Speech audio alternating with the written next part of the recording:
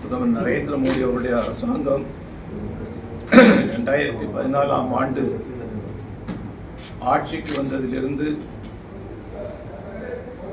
நம்முடைய நாட்டினுடைய வளர்ச்சி உலக அரங்கிலே முத்திரை பதிக்கக்கூடிய அளவுக்கு வந்து கொண்டிருக்கின்றது. அவருடைய ஆட்சி காலம் ஒவ்வொரு நாளும் அதிசயிக்கத்தக்க வகையில் நாட்டுக்கு நன்மை பயக்கக்கூடியதாக அமைந்திருக்கின்றது. பிரதமர் நரேந்திர மோடி அவர்கள் கொண்டு வந்த பல்வேறு விஷயங்களிலே மிக முக்கியமான ஒன்று ஜிஎஸ்டி. இந்த நாட்டில் 14 வகையான வரி விதிப்புகள் இருந்த நிலையை மாற்றி ஒருமுகப்படுத்தக்கூடிய வரி முறையை கொண்டு வர வேண்டும், ஜிஎஸ்டி கொண்டு வர வேண்டும் என்று 2000ஆவது ஆண்டிலே அன்றைய பிரதமர் மரியாதைக்குரிய வாஜ்பாய் அவர்கள் அதற்கான முன்னெடுப்புகளை செய்தார்கள். அதற்காக குழுவும் அமைக்கப்பட்டது. அதற்கு பின்பாக யூபிஏ அரசாங்கம் வந்த பின்பு அந்த அரசாங்கமும் இதற்கான முன்னெடுப்புகளை செய்தார்கள். 10 ஆண்டுகள் அவர்கள் இருந்தவர்களும் கூட அவர்களால் அதை வெற்றிகரமாக நடைமுறைக்கு கொண்டு வர இயல முடியவில்லை. இந்த நிலையில்தான் மரியாதைக்குரிய நரேந்திர மோடி அவருடைய அரசு வந்த பின்பாக 2017ஆம் ஆண்டு ஜூலை மாதம் 1ஆம் தேதி நாடு முழுக்க ஒரே விதமான வரி விதிப்பை கொண்டு வர வேண்டும் என்று ஜிஎஸ்டியை நடைமுறைக்கு கொண்டு வந்தார்கள்.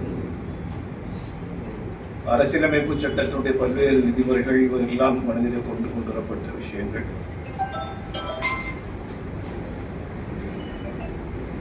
அந்த வரி விதிப்பு கொண்டு வந்த நேரத்தில் 5%, 12%, 18%, இப்படி 28 என்றெல்லாம் வரி விதிப்புகள் இருந்ததை மாற்றி தற்போது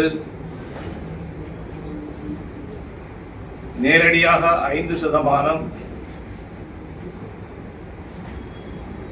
அதே போல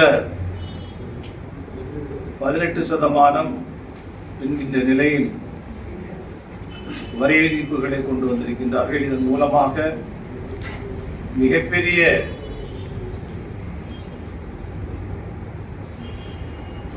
பயனை இந்த நாட்டு மக்கள் அனுபவிக்கக்கூடிய வகையில் அதை நடைமுறைப்படுத்த இருக்கின்றோம். இந்த அரசாங்கம், பிரதமர் நரேந்திர மோடியினுடைய அரசாங்கம் கொண்டு வந்திருக்கக்கூடிய இந்த சீர்திருத்தத்தின் காரணமாக பொருட்களுடைய விலை மிகப்பெரிய அளவிலே குறைவதற்கான வாய்ப்புகள் வந்திருக்கின்றது. சாதாரண மக்களும் எல்லா பொருட்களையும் வாங்கி பயன்படுத்தக்கூடிய வகையில் இந்த வரி விதிப்பு வாய்ப்புகளை கொடுக்க இருக்கின்றது. மட்டுமல்லாமல் வேலைவாய்ப்பு அதிகப்படுத்துவது, உலக அரங்கிலே நம்முடைய பொருட்களுடைய ஏற்றுமதியை அதிகப்படுத்துவது, இதெல்லாம் மிகப்பெரிய பயனை ஒட்டுமொத்த இந்திய திருநாட்டிற்கும் வழங்க இருக்கின்றது. ரொம்ப முக்கியமாக நாம் இன்னைக்கு பார்க்கக்கூடிய விஷயம், இந்த வரி விதிப்பு தளர்த்தப்பட்ட நிலையில் தமிழகம் எந்த அளவுக்கு பயன்களை பெற இருக்கின்றது. சில விஷயங்களை நாம் நான் கோடிட்டு காட்ட விரும்புகின்றேன். அதிகப்படியான பலனை பெறக்கூடிய மாநிலங்களில் ஒன்றாக தமிழகம் அமைந்திருக்கின்றது. நம்முடைய நாட்டினுடைய பின்னலாடை, பனியன், இது போல உள்ள பொருட்கள் உற்பத்தியில் வந்து திருப்பூர் மாவட்டம், திருப்பூர் நகரம் மிகப்பெரிய பங்கினை அவர்கள் ஆற்றிக் கொண்டிருக்கின்றார்கள். ஏறக்குறைய 40% நாட்டினுடைய மொத்த உற்பத்தியில் 40% திருப்பூர் நகரத்தில் அமைந்திருக்கின்றது.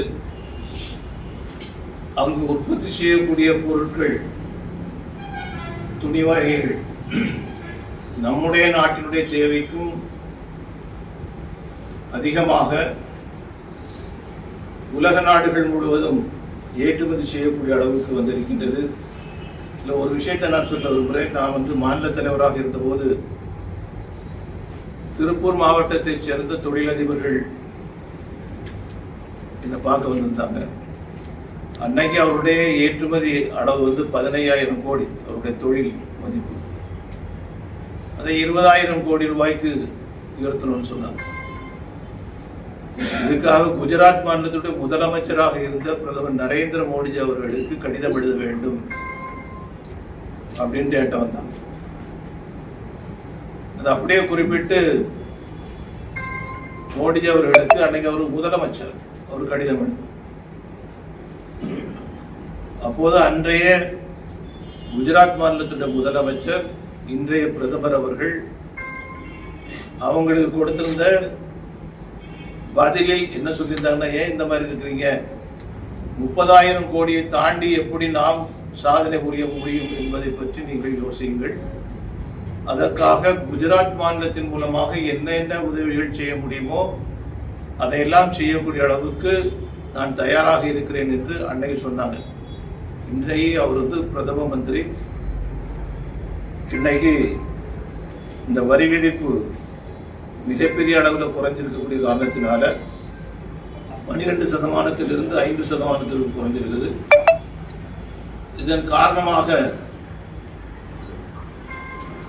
ஏறக்குறைய 11% லாபம்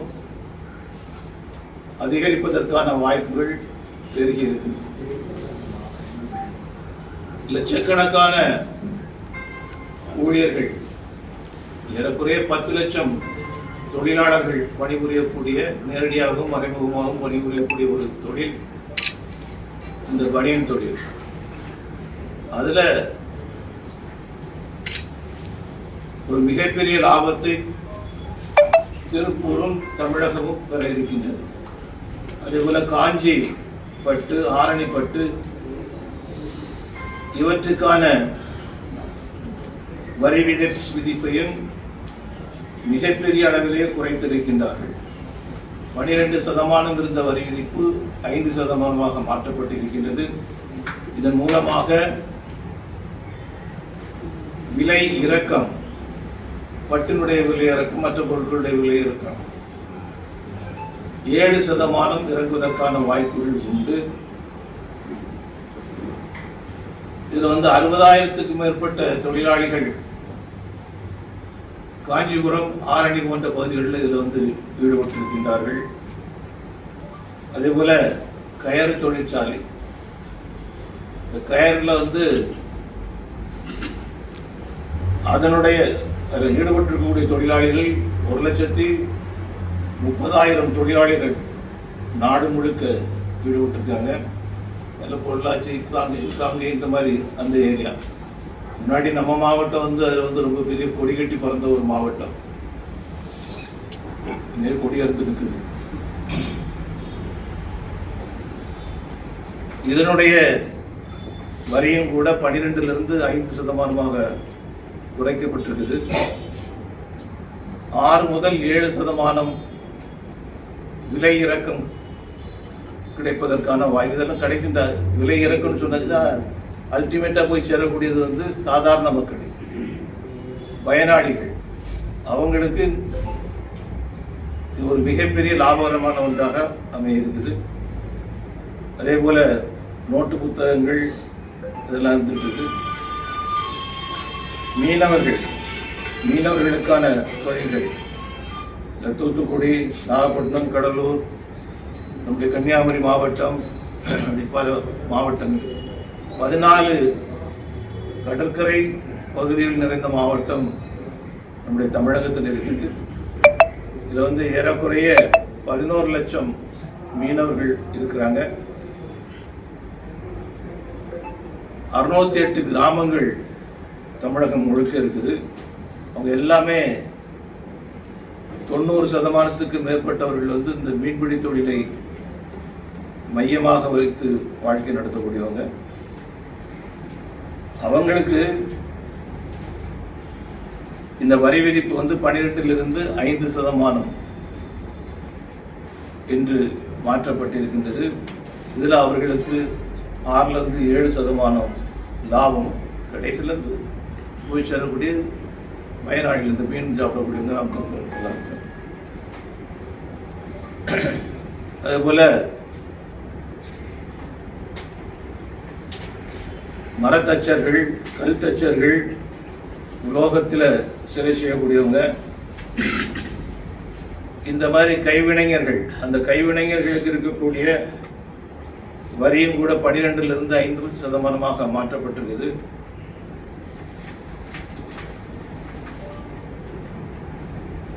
அதே போல பொம்மை உற்பத்தி,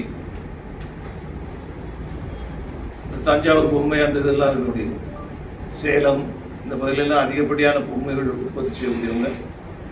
இன்னைக்கு சீனம் உலகத்தில் மிகப்பெரிய ஒரு பொம்மை ஏற்றுமதி நாடுகளில் ஒன்றாக அவங்க இருந்துட்டு இருக்கிறாங்க. ட்ரெடிஷனலாக பார்த்தா நாம் அதில் மிகப்பெரிய சாதனைகளை ஒரு காலத்தில் செய்துட்டு இருந்தவங்க. இன்னைக்கு மீண்டும் அதை அடையக்கூடிய வகையில் இந்த தொழிலுக்கான வரி விதிப்பு குறைக்கப்பட்டிருக்குது. அதன் மூலமாக 12% 5%, ஏறக்குறைய 7% விலை குறைப்பதற்கான வாய்ப்பு இருக்குது. அதே போல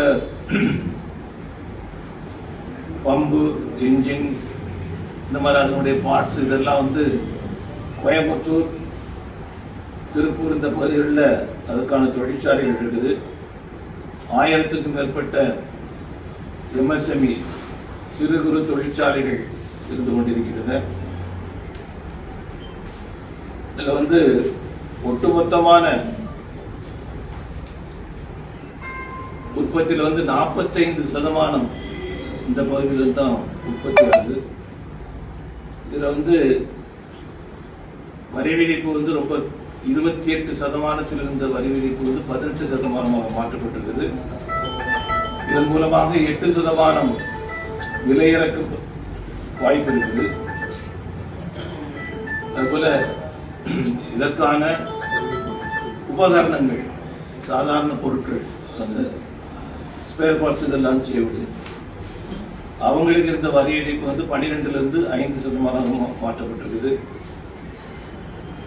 அதே போல ரினியூவபிள் எனர்ஜி, இந்த காற்றாலை மூலமாக வரக்கூடியது, நீர் மூலமாக மின்சாரம் தயாரிக்கிறது, சூரிய ஒளி மூலமாட்டு தயாரிக்கிறது, இதுக்கெல்லாம் இருந்த வரி விதிப்புகளும் கூட 12% 5% மாற்றப்பட்டிருக்குது. இதன் காரணம் மட்டும் 6%, 6% 7% அதனுடைய காஸ்ட், விலை குறைவதற்கான வாய்ப்பு.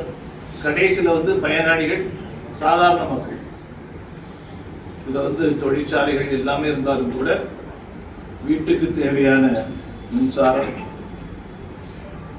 அரசாங்கம் பயன்படுத்தக்கூடிய மின்சாரம், இதெல்லாமே இதில்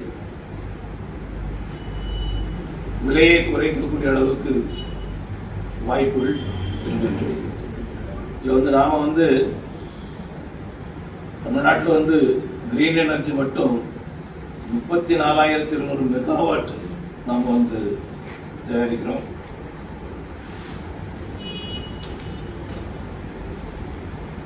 வீட்டு சாதாரண கிராம மக்கள் முதற்கொண்டு அந்த வீட்டு பயனாளிகள் கால்நடையாக இருக்கிறாங்க. ஆட்டோமொபைல், அதற்கான உபகரணங்கள், இதில் கார் உற்பத்தியிலிருந்து எல்லாமே இதில் வந்துடும்.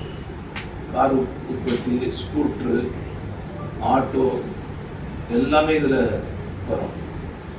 இதற்கான வரி விதிப்பு 28% 18% குறைக்கப்பட்டிருக்கு. அதில் நம்ம கிடைக்கக்கூடிய கடைநிலை பயனாளி ஒருத்தர் ஒரு ஆட்டோ வாங்குறாரு அப்படின்னு சொன்னதுன்னா அவருக்கு அதில் கிடைக்கக்கூடிய பெனிஃபிட் முன்னாடி இருந்ததை விட 8% குறைந்த விலைக்கு அந்த ஆட்டோவில் வாங்க முடியும், 2 வீலர் வாங்க முடியும். கடைசியில் என்னென்ன விலைக்கு என்னென்ன வரி விதிப்பு இருக்குது அப்படிங்கிறதும் அதில் கிடைக்கக்கூடிய லாபங்களை பற்றியும் இருந்துட்டு இருக்குது. அப்புறம் டிவி இது போல உள்ள விஷயங்கள் அதனுடைய வரி விதிப்பு 12% 5% குறைஞ்சிருக்குது. இதெல்லாம் பொதுவாக தொழிற்சாலைகள் மூலமாக வரக்கூடிய மிகப்பெரிய லாபங்கள். அதே போல விவசாயிகளுக்கு இருக்கக்கூடிய பயன்பாடு, விவசாயிகளுக்கு இருக்கக்கூடிய தேவைப்படக்கூடிய டிராக்டர், அந்த டிராக்டருடைய பழைய வரி விதிப்பு 12%, இப்போ அது 5% மாற்றப்பட்டிருக்குது. அதனுடைய டயருக்கு முன்னாடி 18% வரி விதிப்பு, இப்போ அது 5% மாறி இருக்குது. அதே போல இந்த ஹேண்ட் பம்பு, ட்ரிப் இரிகேஷனுக்கு உள்ள தேவையான விஷயங்கள் எல்லாமே 12% 5% மாற்றப்பட்டுள்ளது. இதில் என்னென்ன இத்தனை பயனாளிகள் இருக்கிறாங்க. தமிழ்நாட்டில் 6 லட்சம் டிராக்டர் இருக்குது. ஒரு டிராக்டருக்கு இந்த வரி குறைப்பின் மூலமாக 42,000 ரூபாய் குறைஞ்சுது. அதே போல டயருடைய விலையும் கூட ஒவ்வொரு டயர்லையும் 6,500 ரூபாய் விலை குறையுது.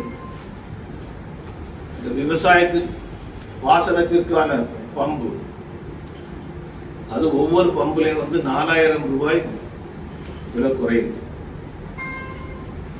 அதனால விவசாயிகளுக்கு இது ஒரு மிகப்பெரிய வரப்பிரசாதமாக அமையக்கூடிய வகையில் இந்த வரி சீர்திருத்தத்தை கொண்டு வந்திருக்கிறார்கள். அதே போல வாகனங்கள், 1 லட்சம் ரூபாய்க்குள்ள ஒரு வாகனம், ஒரு பைக் நீங்க வாங்கினீங்கன்னா 10,000 ரூபாய் அதில் மிச்சப்படுத்த முடியும். யாராவது வாங்குறாட்டு சொன்னா இன்னும் ஒரு 10 நாள் கழிச்சு வாங்க, அந்த பெனிஃபிட் உங்களுக்கு கிடைக்கும். அதே போல 6 லட்சம் ரூபாய்க்கு குறைவாக இருக்கக்கூடிய கார், ஒரு கார் வாங்கியாச்சு சொன்னா 60,000 ரூபாய் அதில் லாபம் கிடைக்கும். ஆட்டோவுக்கு விலை 3 லட்சம், அதுல 30,000 ரூபாய் லாபம் கிடைக்கும். வரி வேண்டாம், வரி விதிப்பு ஒவ்வொன்றுக்கும் சொல்லணும்னா 12 18, 28 18, 12 5. சைக்கிள், சாதாரண சைக்கிள், அந்த சைக்கிள் 350 ரூபாய் விலை குறையுது. 5,000 ரூபாய் சைக்கிள் உள்ளது 350 ரூபாய் விலை குறையுது. இது வீட்டு பொருட்கள், இந்த சோப்பு, ஷாம்பு, ஹேர், இந்த மாதிரி உள்ள ஐட்டங்கள் எல்லாருக்கும் கொஞ்சம் கொஞ்சம் மிச்சப்படுத்தக்கூடிய அளவில் வந்துருக்குது. 1000 ரூபாய்க்கு ஒரு ஜாமானம் இதுக்கு முன்னாடி நீங்கள் வாங்கியிருந்தீங்கன்னா அப்போ கொடுத்த விலையை விட 100 ரூபாய் குறைவாக வரும். அப்போ 10% உங்களுக்கு லாபம் கிடைக்குது.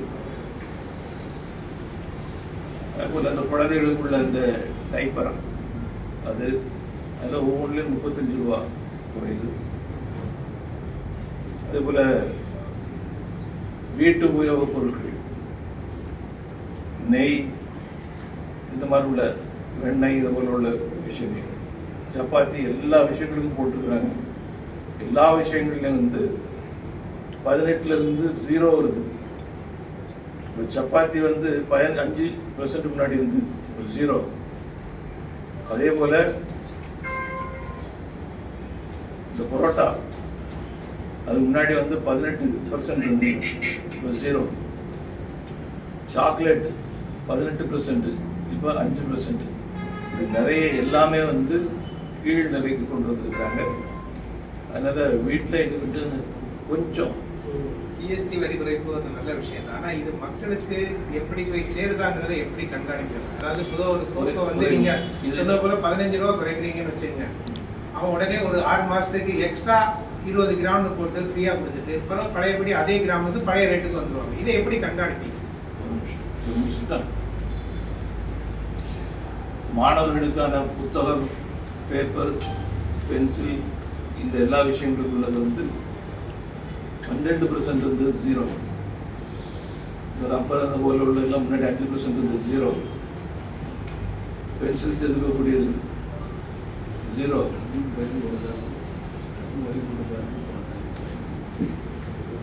மருந்து, உயிர் காக்கக்கூடிய மருந்து, அது வந்து கேன்சர் போல உள்ள நோய்க்குள்ள எல்லாம் 0. மற்ற சாதாரண மருந்துகள் வந்து 5% கொண்டு வந்திருக்கிறாங்க.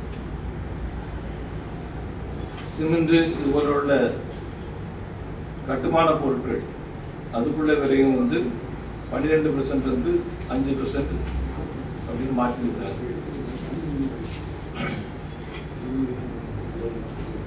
அதுபோல இந்த டிவி உங்க ஐட்டம் வருது தலைவர, உங்க item TV, AC monitor, water heater, இந்த மாதிரி உள்ள விஷயங்கள் எல்லாமே வந்து 28-18, 28-18, வாட்டர் ஹீட்டர் வந்து 12-5% குறைஞ்சு. மொத்தத்தில் பார்த்தீங்கன்னா இது ஒரு மிகப்பெரிய வரப்பிரசாதம். இது இப்போ நடைமுறைக்கு இன்னும் சில நாட்களில் உங்களுக்கு வந்து வருது. அப்போ நீங்கள் சொல்லக்கூடிய ஒரு எவ்வளவு கால அளவுக்குள்ள இது மக்களுக்கு சென்றடையும்? எப்படிங்க? எந்த கால அளவுக்குள்ள இது மக்களை உடனடியாக எப்ப இருந்து நடைமுறைப்படுத்தணும்னு சொல்லியிருக்கிறாங்க. எப்படி பெட்ரோல் பங்க்ல வந்து அன்றாடம் ரேட்டை வாங்குறாங்களோ, தங்கத்தினுடைய விலை அன்றாடம் மாறுதோ, நடைமுறைப்படுத்த ஆரம்பிச்சதுன்னு சொன்னா அன்னையிலிருந்து அது வந்து நீங்க கேட்டு கேள்வி, அந்த கேள்வி நாம கொஞ்சம் விழிப்புணர்வோடு இருந்தாதான் எந்த லாபமும் எந்த திட்டமும் நமக்கு பயனுள்ளதாக மாற முடியும். ஏமாற்றக்கூடியவே ஏமாறுவர்கள் இருக்கக்கூடிய வரைக்கும் ஏமாற்றக்கூடியவர் இருப்பான். அரசாங்கம் உங்களோட இருந்துகிட்டு இருக்கு. அரசாங்கத்தினுடைய எல்லா துறைகளும் உங்களுக்கு ஆதரவாக இருந்துகிட்டு இருக்கு. இதை நாம கொஞ்சம் விழிப்புணர்வோடு இருந்துகிட்டோம்னு சொன்னதுன்னா ஏமாற்ற முடியாது. அது பழைய ஸ்டாக்குன்னு சொல்லிட்டு அந்த பழைய விலைக்கே தான் வச்சுட்டு கிடையாது. அது எப்படி எந்த இதுக்கு ஏதாவது டீம் வச்சிருக்காங்களா இதை கண்காணிக்கிறது? இது கம்ப்ளைண்ட் பண்ணலாம். எந்த பொருளுமே இன்னையில இருந்து அப்படின்னு சொல்லிட்டுன்னா அன்னையில இருந்து அது தீரக்கூடிய என்னைக்கு தீரும்? 10 வருஷம் ஆனாலும் தீராது. அது அடிச்சு வைக்கிறது தானே. ஜிஎஸ்டியில மாநிலங்களுக்கான பங்கு அதிகரிக்கும் சொல்லி சபாநாயகர் அப்பாவு சொல்லி இப்போ இருக்கிறது பார்க்க மாட்டாங்க. ஏற்கனவே நீங்க எடுத்துக்கிறீங்க, சென்ட்ரல் கவர்மெண்ட்டும் போதுமான நிதி தரவது இல்லை. அதனால ஜிஎஸ்டியோட பங்கை வந்து கூடுதலாக கொடுக்கணும் ஸ்டேட் கவர்மெண்ட்டுக்கு. மொத்தத்திலே தந்தாலும் நமக்கு சந்தோஷம்தான். ஆனா ஒரு விஷயத்தை நாம் புரிஞ்சுக்கணும். மத்திய அரசாங்கத்திற்கு தனி வரி வருமானம் இல்லை. எல்லா திட்டங்களும் மாநிலம் மூலமாக செயல்படுத்தப்படுகிறது.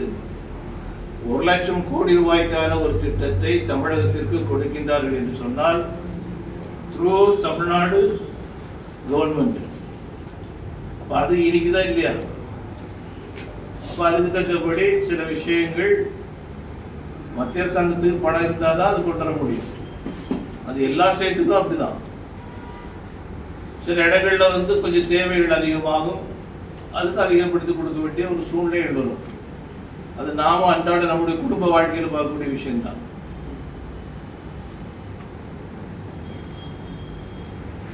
எம்ஜிஆருக்கு அப்புறம் விஜய் தான் அரசியல் திறனாய்வாளர் சொல்றாங்க. அதை பத்தி ஒரு மூத்த அரசியல்வாதியா உங்களுடைய கருத்து?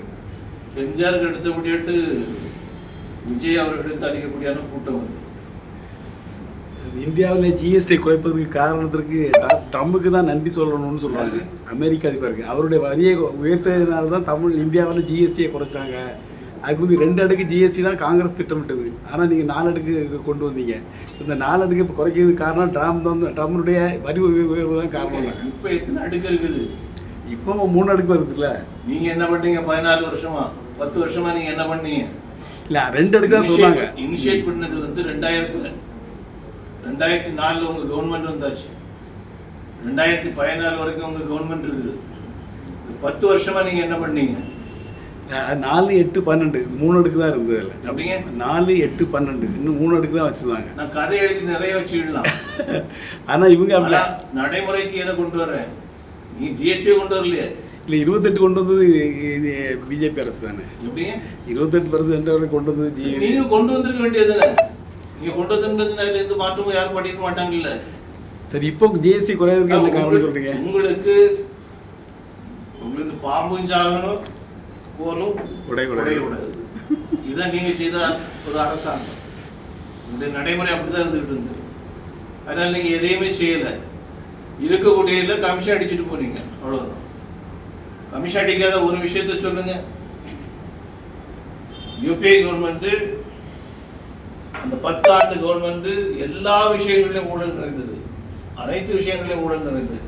அதை கவனிக்க தான் அவங்களுக்கு நேரம் இருந்தது வழிய நாட்டினுடைய வளர்ச்சியை பற்றி அவங்க கவலைப்படவே இல்லை. இப்போ வந்து ட்ரம்ப் அவங்களுடைய எஜமானராக மாறி இருக்கிறார். அப்ப இப்படி வச்சுக்கலாமா? ட்ரம்பினுடைய கைகூலி ராகுல் காந்தி சொல்லலாமா? ட்ரம்புக்கு பயந்து தான் சீனாவுக்கு போனாருன்னு சொல்றாங்க. இதை சொல்லலாமா? இல்ல இவர் ஏன் எஜமானரை தூக்கி பிடிக்கிறாரு? இவர் ஏன் எஜமானரை தூக்கி பிடிக்கிறாரு? இந்தியாவில் 2-3 பெரிய நிறுவனங்களுக்காக ரஷ்யாவிலிருந்து எண்ணெய் குறைந்த விலைக்கு எண்ணெய் வாங்கி தான் ட்ரம்போட இந்த வரி விதிப்பு வந்தது. இது மோடி அரசோட ராஜதந்திரத்தோடைய தோல்வியா? கன்னியாகுமரி மாவட்டத்திலிருந்து யாராவது எண்ணெய் வாங்க தயாராக இருந்தாங்கன்னா அவங்களுக்கு நம்ம வந்து அதுக்குள்ள ஏற்பாடு நான் தயாராக இருக்கிறேன், வரட்டும். அது உண்மை இல்லாத செய்தி சொல்றீங்க. எப்படிங்க? அது உண்மை இல்லாத செய்தி சார். ஒவ்வொரு விஷயத்தையும் நீங்க புரிந்து கொள்ள வேண்டும். தனியார் பங்களிப்பும் அரசு பங்களிப்பும் சேர்ந்ததுதான் ஒரு நாட்டினுடைய வளர்ச்சி. ஒரே ஒரு நிறுவனத்திற்கு மட்டும் அப்படின்னு சொன்னாச்சுன்னா அது வேற. எல்லாரும் தான் காம்படிஷன்ல கலந்துடலாம். அது யாருக்கு வந்து முன்னுரிமை அப்படின்னு சொன்னாச்சுன்னா யார் அதிகப்படியான பில்டிங் வருதோ அவங்களுக்கு தான் கொடுப்பாங்க. ரஷ்யாவோட எண்ணெய் பிரச்சனால தான் மற்றவங்களும் 50% வரி விதிப்பினால மற்ற தொழில்கள் பாதிக்கப்பட்டிருக்குன்னு ஒரு கருத்து வருதுல்ல. அவங்களுக்கு லாபத்தில் எண்ணெய் கிடைக்குது, ஆனா திருப்பூர் போன்ற நகரங்கள்ல வந்து மிக கடுமையான பாதிப்பு ஏற்பட்டிருக்கு. உங்களுக்கும் அமெரிக்கா இல்ல, ட்ரம்புக்கும் ரஷ்யாவுக்கும் பிரச்சனை. ஆகையினால நீ வந்து அமெரிக்கால இருந்து இந்த ரஷ்யால இருந்து நீ வந்து எண்ணெய் வாங்க கூடாதுமா, அரிசி வாங்க கூடாதுமா. நம்ம வாங்கல சொல்றேன். நீ ரஷ்யாவுக்கு போகக்கூடாது அப்படின்னு சொல்லுவாங்க. நம்ம கொத்தடிமை கிடையாது. எந்த நாட்டிற்கும் இந்தியா கொத்தடிமை கிடையாது. இன்னைக்கு எந்த அளவுக்கு வந்திருக்குன்னு சொன்னாச்சுன்னா உலக நாடுகளினுடைய பிரச்சனைகளை தீர்க்கக்கூடிய அளவில் இன்னைக்கு நரேந்திர மோடி அவர்களை உலக நாட்டினுடைய தலைவர்கள் எதிர்பார்க்கக்கூடிய அளவுக்கு வந்திருக்குது. இதை பிற நாட்டு சில தலைவர்களால் ஏற்றுக்கொள்ள முடியவில்லை. அதை பற்றி நாம கவலைப்பட வேண்டிய அவசியம் கிடையாது. ஜிஎஸ்டி மூலம் வாகனங்களுடைய விலை குறையுதுன்னு சொல்லியிருக்கீங்க. ஆனால் அதே விட பெட்ரோல் டீசல் விலையும் குறைக்கல.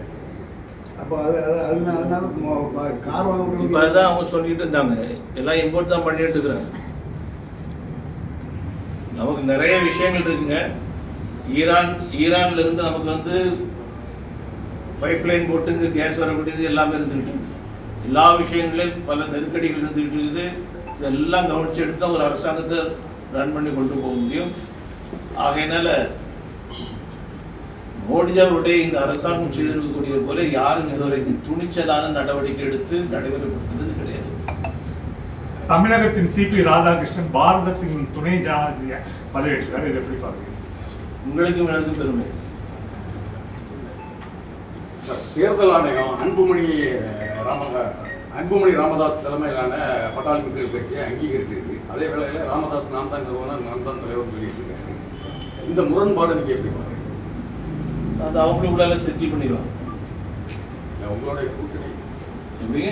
கூட்டணியில் இருக்கக்கூடிய நாம் அதிகம் அதை பற்றி கவலைப்படாமல் இருந்தோம்னு சொன்னாங்க, அது அவங்களுக்கு நல்லது. கவலைப்படலைன்னா ரெண்டு பிரிஞ்சு போவதில்லை கூட்டணிக்கு. சில விஷயங்கள் வந்து கவலைப்படணும், இன்னும் சில விஷயங்கள் வந்து நாம் வந்து கவலைப்படாமல் இருக்கிறது அவங்களுக்கு நல்லது. செங்கோட்டையின் டெல்லியில போய் அமித்ஷாவை பார்த்துட்டு இருக்காரு. இப்போ நாளைக்கு எடப்பாடி பழனிசாமி இந்த நிலைமையில போறாரு. அப்போ அதிமுக உள்கட்சி பிரச்சனையில வந்து பிஜேபி தான் நாட்டாம பண்ணுது, பஞ்சாயத்து பண்ணுதுன்னு சொல்றது உண்மையா? டெல்லிக்கு போனாலே நீங்க வந்து இல்ல, எல்லாமே இவர் போறது என்ன சொல்றாரு கேட்டதுக்கு துணை ஜனாதிபதிக்கு வாழ்த்து சொல்ல போறேன் அப்படிங்கிறாரு. துணை ஜனாதிபதிக்கு இங்க இருந்து வாழ்த்து சொல்லலாம், ஏன் டெல்லிக்கு போய் தான் வாழ்த்து சொல்லணுமா? அவரு சிவனை போகாம இருந்தா ஏன் போகலன்னு கேட்பீங்களா மாட்டீங்களா? ஒரு தமிழன் செங்கோட்டை வந்து போயிட்டு ஒரு என் முதலமைச்சர் இதுக்கு வாழ்த்து சொல்லி போய் வாழ்த்து சொல்லியிருக்க வேண்டியது. வாழ்த்து சொல்லியிருக்கணுமா வேண்டாமா? நீங்க எலெக்ஷன்ல நீங்க ஓட்டு போட்டீங்க, ஓட்டு போடல, அது ரெண்டாவது விஷயம். அப்துல்லாவுக்கே நீங்க போடல, பிரணாப் முகர்ஜி நீங்க ஓட்டு போட்டீங்க, அதுதானே? இப்போ ஒரு தமிழன் வந்து துணை ஜனாதிபதியாக வந்திருக்கும் போது எலெக்ஷன்லாம் முடிஞ்சாச்சு, ஒரு தமிழன் என்கின்ற முறையில் வாழ்த்துக்கள் சொல்லியிருக்கணுமா வேண்டாமா? ஏன் சொல்லல? அந்த அளவுக்கு தமிழக முதல்வர் அவருடைய தமிழ் பற்று இருக்குதா, தமிழ் மீது இருக்கக்கூடிய பற்று இருக்குதா? என்ன காரணம்? முதல்வர் வாழ்த்து தெரிவிச்சிருந்தாரு. எப்படி? முதல்வர் வாழ்த்து தெரிவிச்சிருந்தாரு. எப்படி? முதல்வர் வாழ்த்து தெரிவிச்சிருந்தாரு. நான் சொல்ற போய் வாழ்த்து போய் வாழ்த்து இந்த நவீன உலகத்துல என்னோட நேரடியாக வாழ்த்து சொன்னா என்ன? பிஜேபியோட கூட்டணி வைக்க போயிட்டு இருந்து எல்லாம் சொல்லுவீங்களா? இபிஎஸ் போயிட்டு வந்த உடனே பாஜக மாநில தலைவர் அடுத்தது நான் உடனே போவேன் அப்படின்னு சொன்னதுனால தான் இந்த சந்தேகங்கள். எப்படிங்க? இபிஎஸ் போயிட்டு வந்த உடனே அடுத்ததான் நானும் சந்திக்க போறேன் அப்படின்னு பாஜக மாநில தலைவர் நயினார் நாகேந்திரன் சொல்லி நாங்கள் போன வாரம் போயிருந்தோம். அதனாலதான் அந்த சந்தேகம்.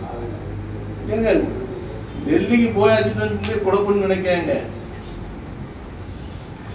பல வேலைகள் இருக்குது, நிறைய வேலைகள் இருக்குது.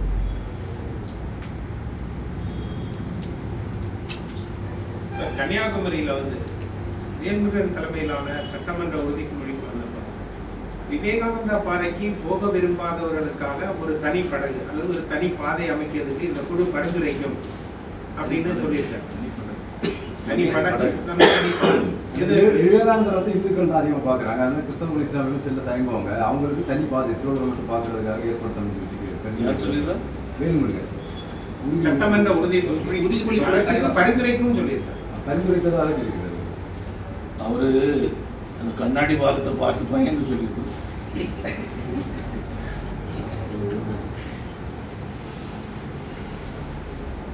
கண்ணாடி பாலம் இருக்குதா?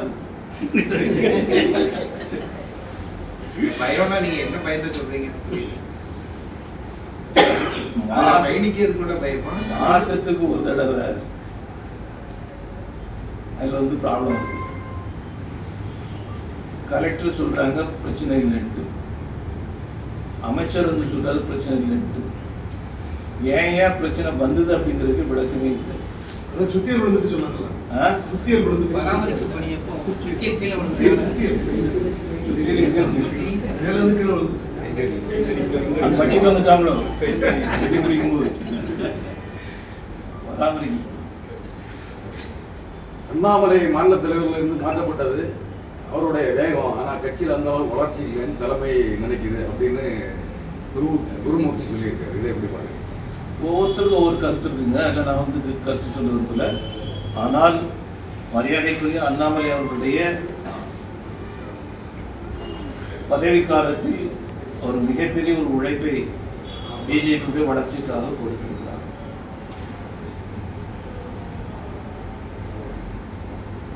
இப்போ தற்போது அவர் மீது பல்வேறு குற்றச்சாட்டுகள் இருக்கு. உங்க கட்சியில் இருந்து சில நபர்கள் குற்றச்சாட்டுகளை முன்வைக்கிறாங்க. அதை எப்படி பாருங்க? அவர் விளக்கம் சொல்லியதில்லை. நீ 8 கோடி இது ஒவ்வொருத்தருக்கு வீட்லையும் போய் நின்றுட்டு சத்திய பிரமாணம் எடுக்கணுமா?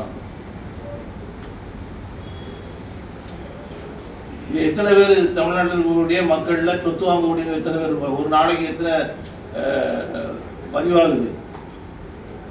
எத்தனை பதிவாகுது?